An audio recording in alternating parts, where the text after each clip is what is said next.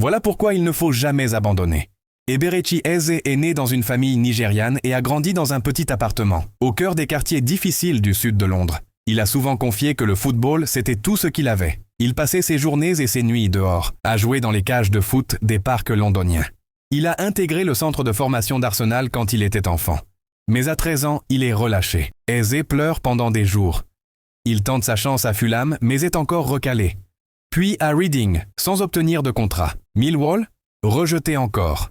Même les essais à Sunderland, Bristol City ou Swansea n'aboutissent à rien.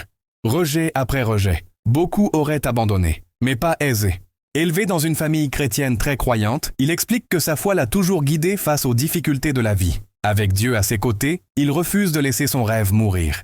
Et enfin, en 2016, Queen's Park Rangers lui donne sa chance. Un essai, un contrat, une bouée de sauvetage.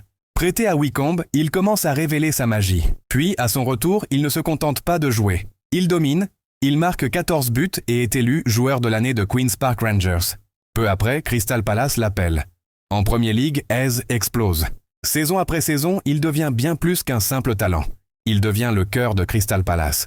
Il gagne sa place en équipe nationale d'Angleterre.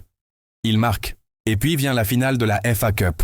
Crystal Palace contre Manchester City. Personne ne croit à une victoire de Palace. Mais dès la première attaque de son équipe, Eze surgit. Une volée sensationnelle, un but magnifique. Il tombe à genoux et prie vers le ciel. Ce but offre à Crystal Palace son tout premier trophée en FA Cup.